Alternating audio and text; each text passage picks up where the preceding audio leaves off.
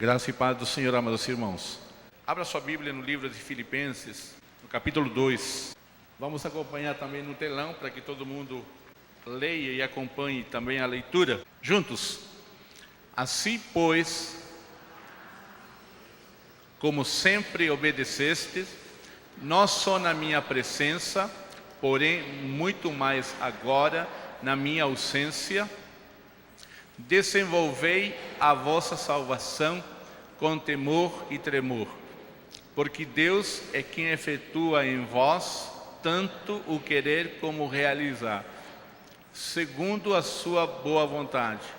Fazei tudo sem murmurações nem contendas, para que vos torneis irrepreensíveis e sinceros, filhos de Deus, inculpáveis no meio de uma geração pervertida e corrupta, na qual resplandeceis como luzeiros no mundo, preservando a palavra da vida, para que no dia de Cristo eu me glorie de que não corri em vão, nem me esforcei inutilmente.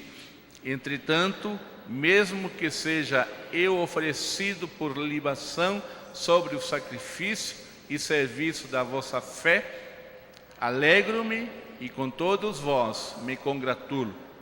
Assim, vós também, pela mesma razão, alegrai-vos e congratulai-vos comigo. Amados, nós queremos, neste instante, meditar alguns minutos nestes versículos 12 ao 18, versículos que foram lidos pelo irmão, e quem não leu, ouviu. Paulo está escrevendo para uma igreja muito generosa, muito amiga, carinhosa com o apóstolo. É uma epístola onde há um amor fraternal, uma comunhão estabelecida entre a igreja e o apóstolo Paulo. E Paulo, estando preso, então, ele recebe o apoio missionário, o apoio financeiro dos irmãos de Filipos. E Paulo, em agradecimento, então, escreve essa carta para falar várias coisas. E uma delas, que está no capítulo 2, é a respeito de Jesus Cristo, como modelo da humildade, como modelo da pessoa que teve sucesso, como modelo de uma pessoa que alcançou, como diz o texto, o nome que acima de todo nome, por causa da sua humildade, por causa da sua obediência. E é sobre essa obediência que eu quero chamar a atenção dos irmãos, sobre essa obediência que o modelo é Jesus. E neste texto nós vamos encontrar então que a obediência é o caminho para o sucesso. Nós gostaríamos que todo mundo repetisse essa frase: a obediência é o caminho para o sucesso. Juntos.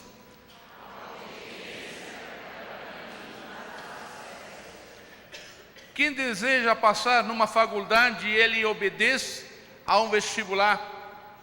Quem deseja tirar uma carteira de motorista, a pessoa obedece para ter sucesso às placas, ou aprende, pelo menos teoricamente, aprende o significado de cada placa, as regras do trânsito, e ela, ao ser questionada, ela dá a resposta correta. Enfim, ela obedece um processo para alcançar o sucesso.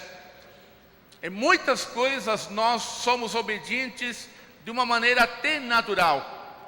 Nós obedecemos porque já se torna hábito em algumas situações da vida. Mas agora eu quero mostrar aos irmãos, quero pensar com os irmãos, que esta obediência que Jesus nos mostra como sendo também o caminho para o sucesso, nós precisamos então concretizar ou realizar algumas ações para este caminho, para andar este caminho e chegarmos ao sucesso. Como eu disse, a obediência é o caminho para o sucesso. E a primeira coisa que nós encontramos nestes versículos, de 12 ao versículo 18, é que a primeira ação que nós temos para concretizar este sucesso é um verbo que diz cresça, o verbo crescer. Diz no versículo 12: desenvolvei ou crescei na vossa salvação com temor e tremor, porque Deus é quem efetua em vós tanto o querer como realizar segundo a sua vontade. Alguns minutos atrás eu conversava com alguém e eu disse para esta pessoa: olha, você precisa frequentar a classe de batismo para conhecer um pouco sobre a fé cristã. E eu disse para ela: mas não pode parar.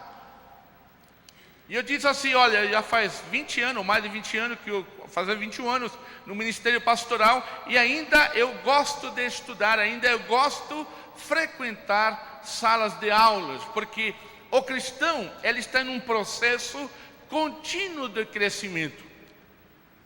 Nós não sabemos tudo sobre a Bíblia, e nós não conheceremos tudo sobre a palavra de Deus, por exemplo.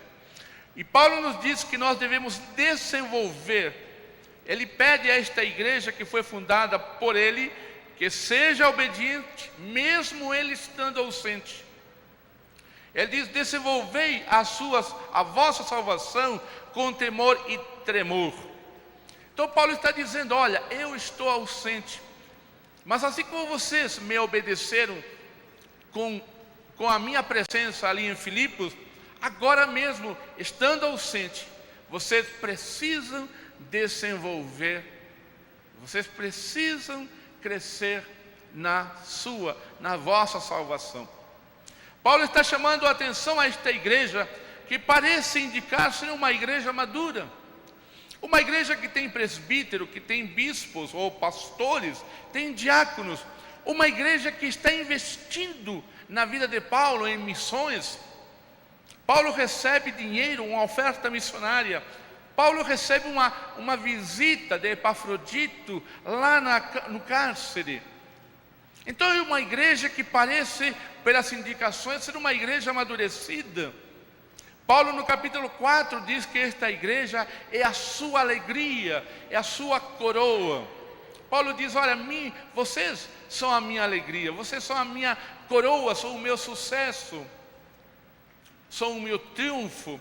Enfim, a igreja é uma igreja que qualquer pastor de hoje, no século 21, gostaria de ser pastor. Mas Paulo, mesmo sabendo de todas estas características, diz para esta igreja: crescei, desenvolvei a vossa salvação.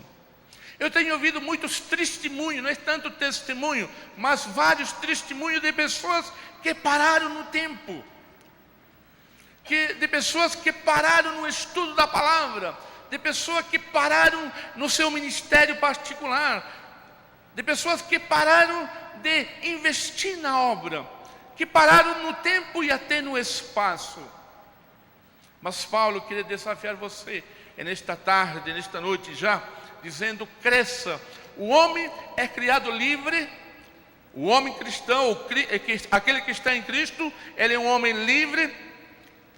E nesta liberdade, Paulo está dizendo: meu irmão, cresça, desenvolva a vossa salvação, desenvolva a sua salvação, que nós precisamos então entender esta realidade. Realmente o texto do versículo 2:12, quando diz: como sempre obedeceste, desenvolvei a vossa salvação com temor e tremor, porque Deus é que efetua em vós tanto o querer como o realizar segundo a boa vontade. Parece um contraste estranho, um paradoxo. Paulo diz para nós: desenvolva, cresça na sua salvação. E imediatamente ele diz: olha, Deus é quem efetua tanto querer como realizar segundo a sua boa vontade.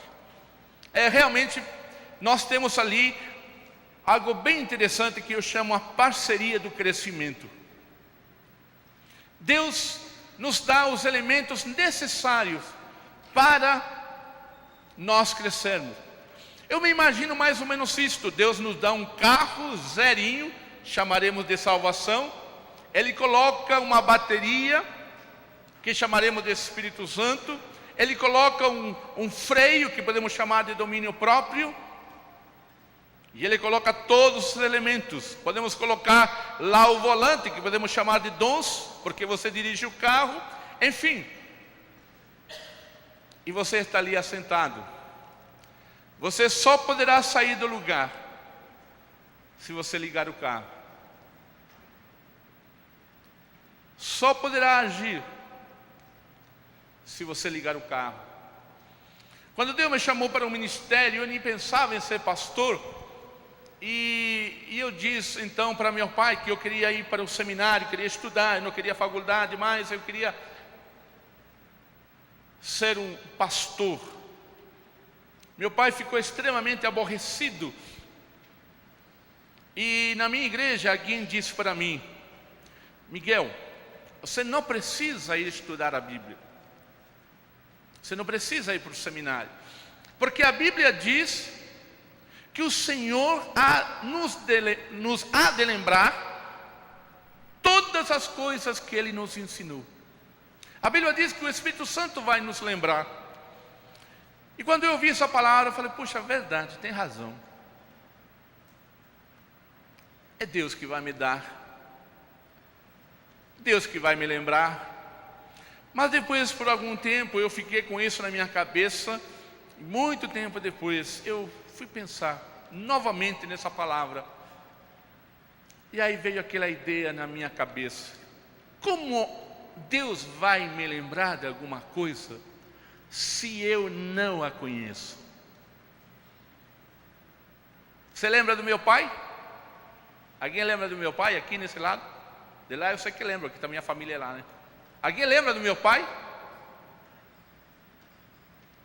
Você não o conhece. Você não vai se lembrar. Exatamente a mesma coisa acontece com os cristãos de hoje. Ah, por que está acontecendo isto?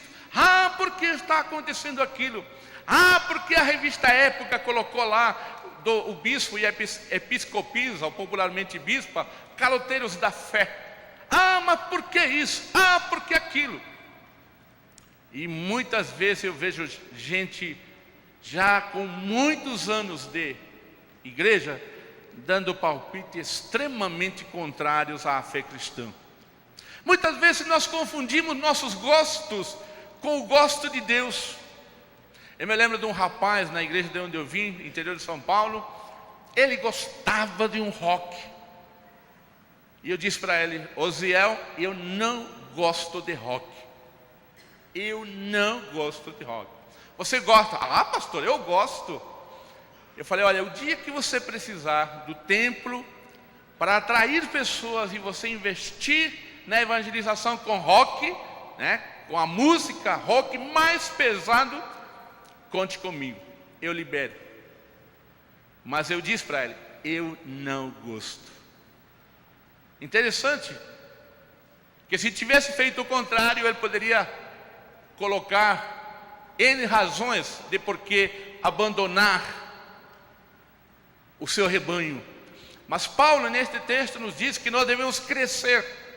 Muitas pessoas, muitos de nós talvez ficamos ainda agarrados a ensinos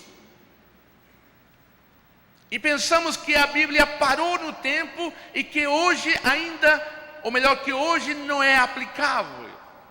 Que hoje não é aplicáveis alguns ou algumas questões que a Bíblia trata. Certa vez eu estava falando alguma coisa numa pregação e falei duas palavras: homossexualismo e sexualidade. Alguém me chamou e me puxou a orelha. Irmãos, nós precisamos crescer. E nesta parceria divina, Deus energiza. A palavra ali que diz que nós precisamos desenvolver, porque Deus é aquele que efetua.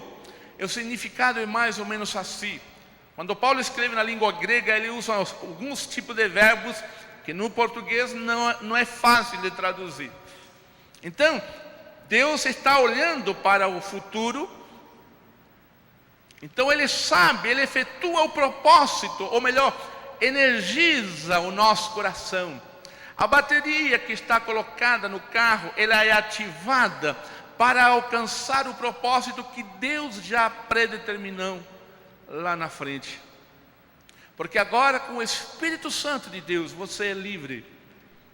Quando Deus criou o homem, ele pecou. A sua natureza se tornou pecaminosa, e a partir desse momento ele perdeu a liberdade. A imagem e semelhança de Deus colocada no coração, na vida do homem, ela foi distorcida. Ele não a perdeu, mas ele ficou com a imagem e semelhança de Deus distorcida. Desta maneira, todas as escolhas do homem que faz antes de Cristo são escolhas para o mal. Do ponto de vista de Deus, Deus olha as boas obras da pessoa sem Jesus, de um espírita, de alguém que faz uma boa obra antes de Jesus. A visão bíblica diz em Isaías que tudo isso é como trapos de imundície, porque ele está fazendo isso para ganhar alguma coisa. Mas quando Jesus entra na nossa vida, ele restaura essa imagem e semelhança de Deus, e nós nos tornamos livres, voltando ao paraíso antes do pecado. E a partir do encontro com Jesus, nós somos livres em Cristo. Agora Deus coloca o seu Espírito para energizar a nossa vida e para você agir livremente. Hoje você pode escolher tanto para a liberdade, tanto para a prisão. Hoje você pode escolher para a vida, como também pode escolher para a morte. Antes de Jesus, a escolha do homem sempre foi para a morte. Meu querido, a palavra de Deus em Paulo nos diz: cresça, desenvolva a sua salvação. Desenvolva a sua salvação em todas as áreas, como nós vamos ver agora no próximo slide. João capítulo 10, versículo 10 diz que o ladrão só veio matar, roubar e destruir. E Jesus diz: mas eu vim para dar vida em abundância. E muitas vezes nós pensamos que essa vida em abundância é somente a vida depois da morte, quando nós vamos morrer e nos encontrarmos com Deus. Mas a própria Bíblia, em João capítulo 17, no primeiro versículo, Jesus diz: e a vida eterna é esta, que te conheçam a ti, ó Deus, e que conheça o único Senhor, o teu Filho. Essa é a vida eterna. Isto é, quando você conseguiu o encontro, ou melhor, quando você se encontrou com Jesus, a vida eterna já começou. A vida na abundância, ela começou. Agora eu preciso então permitir que o Espírito Santo de Deus energize a minha vida. Eu preciso então deixar que o Espírito Santo de Deus trate o mundo espiritual. Hoje nós falamos muito sobre batalha espiritual, mas também nós esquecemos que existe o lado racional. A própria Bíblia, em 1 de Pedro, capítulo 3, versículo 15, ela nos diz que nós devemos estar preparados para darmos a razão da nossa fé. Porque você é um cristão, porque você vem todos os domingos à igreja, aqui ou a qualquer outra igreja, porque você lê a Bíblia, você tem certeza que a Bíblia é a palavra de Deus? São perguntas que o mundo faz, e você conseguiria responder? A primeira pergunta que eu faço aos meus alunos, ou fazia aos meus alunos do Novo Testamento, quando nós começávamos as matérias, eu perguntava: quem escreveu o livro de Mateus? Todo mundo dizia Mateus. Mas quem que disse isso? Não, mas está na Bíblia. Só que lá, esse Evangelho segundo São Mateus, isso nunca veio na Bíblia. A editora quis colocar ali, simplesmente para dizer que Mateus escreveu. Mas será que há outras razões para você saber por que Mateus escreveu Mateus? Como você prova que Jesus ressuscitou? A Bíblia. Mas espera aí, a Bíblia foi escrita pela igreja? Há outra prova. Se a Bíblia não existisse, você teria condições de provar a ressurreição de Jesus? Se você não tem, precisa voltar para a escola bíblica dominical. Meus queridos, hoje pergunto muito a respeito da fé, a nossa razão de fé. Hoje, quando o mundo, por exemplo, ontem e hoje, você fala muito lá, está muito ligado o Brasil, Santa Catarina, com o Vaticano, sobre a canonização de uma freira que veio ao Brasil. Que resposta nós teremos para ele se alguém nos perguntasse? Cresça. Paulo nos diria isso, cresça. Meu querido, minha querida, nós precisamos crescer então no mundo espiritual, na nossa mente, no nosso conhecimento, no mundo emocional, no nosso corpo, enfim. O nosso corpo é uma carcaça para muitos, que mantém a alma dentro do corpo. Mas não é somente uma carcaça. Há muito mais do que uma carcaça. Quando nós colocamos exclusivamente o mundo material, nós esquecemos que o nosso corpo também foi feito por Deus. O mundo emocional também vem ser tratado pela palavra de Deus. Enfim, nós temos a palavra de Deus exatamente para o nosso crescimento. Como diz, você não está sozinho. Cresça, porque você está com uma parceria com Deus para este crescimento. Nós temos na palavra de Deus como vivermos em família. Nós temos na palavra de Deus como desenvolver a nossa vida sexual. Nós temos na palavra de Deus como tratar os nossos filhos. Nós temos na palavra de Deus como tratar a sogra. Por incrível que pareça, Alguém já sabe o capítulo que trata sobre a vida da sogra? Alguém sabe? Levanta a mão. Qual é? Ninguém sabe. Não acredito. Precisa vir na escola bíblica dominical, irmão. Precisa voltar ao velho amor, ao primeiro amor. Então nós pensamos muitas vezes, meus queridos, que os 10 anos, os 20, os 15, os 5 anos que passamos numa escola bíblica é suficiente. Não. Espero morrer entre os bancos de uma faculdade, de um seminário, de um curso, enfim.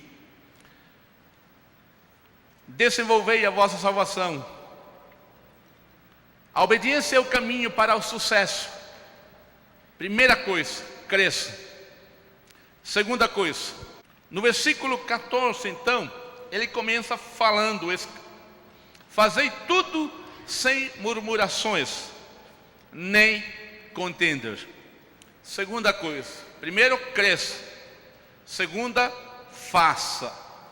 Se Deus nos deu o seu Espírito, Ele é o nosso ajudador, consolador. Ele é o nosso suporte que ajuda a fazer aquilo que vai nos auxiliar no nosso crescimento. Mas devemos lembrar de que Deus, na parceria que nós temos com Ele, nos lembra que nós também devemos fazer algumas coisas. A primeira coisa que Ele diz que nós devemos fazer todas as coisas sem murmuração nem contendas. Paulo está dizendo, é assim que vamos trabalhar para o crescimento. Sem murmuração, sem queixa. E interessante que ele fala que nós vamos resplandecer no meio de uma geração pervertida e corrupta. Esse termo pervertido e corrupto é tirado lá do Antigo Testamento,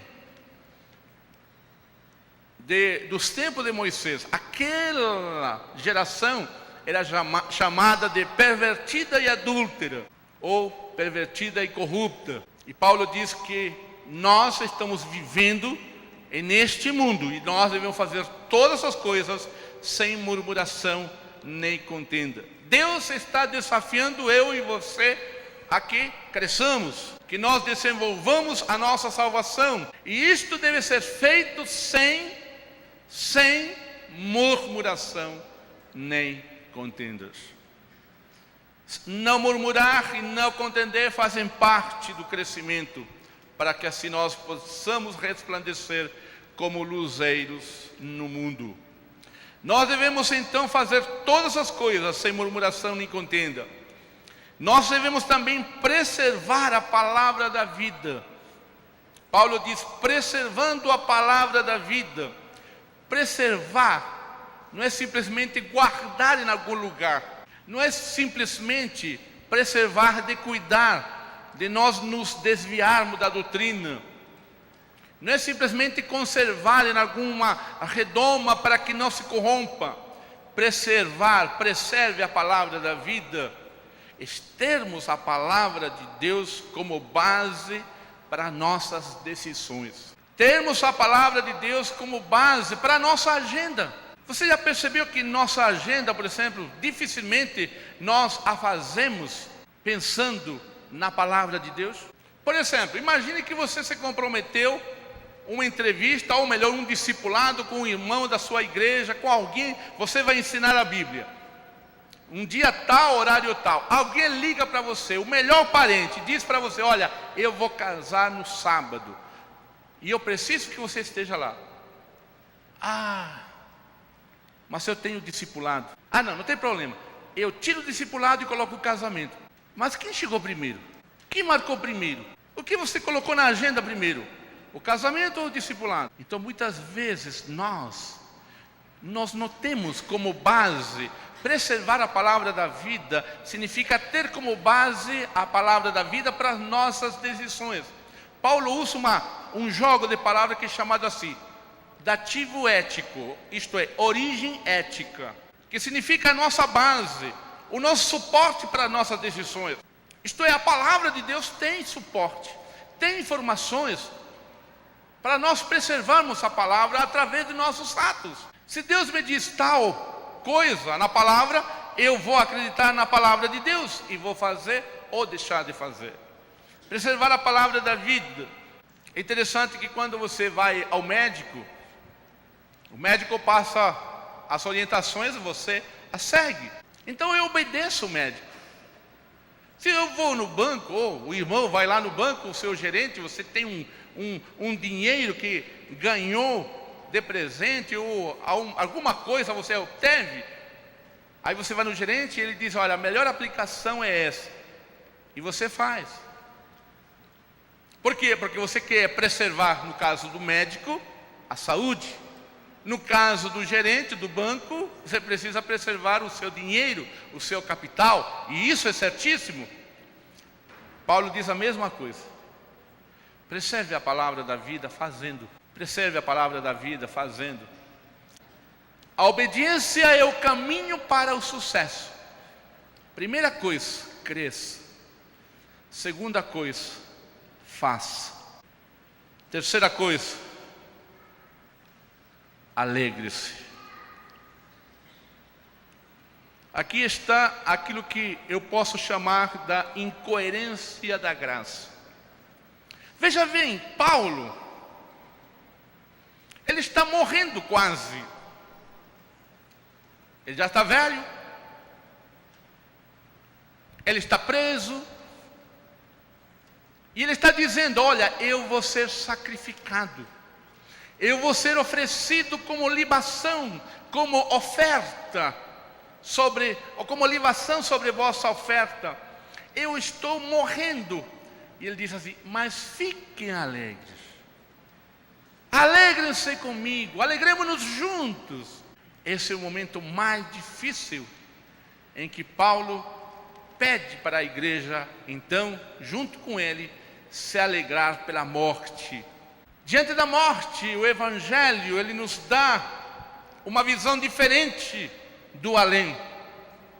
Hoje muito se fala de nova era, do mundo que vem lá do Oriente, com um tipo de budismo, um tipo de hinduísmo já bem dividido em vários grupos, mas todos eles falam a respeito de um karma, de uma reencarnação, que para você ser feliz nessa futura reencarnação, você precisa quebrar o ciclo dessa reencarnação. Paulo diz, não precisa nada disso, comece agora, alegre-se até na morte. Alegria, a palavra alegria e o seu derivado é a palavra mais usada no livro de Filipenses. Esta palavra soa até de forma estranha numa carta, num pensamento de Paulo, quando fala de alegria no meio do sofrimento. Paulo não é um sádico, nem um masoquista, mas ele é feliz porque nos seus planos estava a expansão do Evangelho. Ele é feliz porque aquele texto que ele escreveu um pouquinho antes, dizendo que Deus, por causa da morte e por causa da obediência de Jesus, Deus foi colocado acima de qualquer outro ser, nome acima de todo nome. Paulo diz, olha, agora eu sou feliz porque também a expansão do Evangelho, mesmo com a minha morte, ela produz alegria. É Paulo que diz no capítulo 1 de que, irmãos, não fiquem tristes porque eu estou preso. Convém que o Evangelho seja pregado. Será que nós teremos essa visão de alegria dentro do sofrimento, em razão de que o Evangelho está sendo pregado? Hoje nós vemos muito chamado para termos coisa que o Evangelho vai dar tudo. Todos os desejos materiais serão concretizados se as pessoas se decidirem ao lado de Jesus. Só que esses esquecem de Paulo. O Paulo que diz, olha, eu estou contente, aprendi a viver contente em toda e qualquer situação, sei ter tudo e sei passar necessidade. Amados irmãos, alegre-se. A obediência é o caminho para o sucesso. Mas muitas vezes o sucesso será como aquele sucesso de Paulo, sendo entregue como uma libação. Libação era o sangue que era derramado sobre a oferta, sobre carneiro, sobre o animal. Então Paulo está dizendo assim, olha, eu estou sendo derramado como libação sobre vossa oferta. Isto é, aquele dinheiro que Paulo estava recebendo era a oferta. E ele estava sendo oferecido então como uma libação. A vida dele sendo entregue estava molhando aquela oferta, como o sacrifício que estaria sendo ali ofertado. Alegre-se. A obediência é o caminho para o sucesso. Não esqueça. Vamos repetir? A obediência é o caminho para o sucesso. Mais uma vez. A obediência. Não esqueça das 3 atitudes. Cresça. Quando você crescer, você saberá tomar decisões corretas, dentro da vontade de Deus. Não vai precisar correr atrás de profeta, de que alguém diga para você o que Deus quer. Você saberá discernir a vontade de Deus. Cresça. A segunda coisa, faça. Sem murmuração nem contenda. Preserve a palavra da vida. Faça. E terceiro, alegre-se. Alegre-se. Que Deus possa abençoar você nesta semana que Deus lhe dá. E que o seu coração esteja voltado para obedecer a Deus, a sua palavra, a Deus e a sua direção do seu Espírito Santo.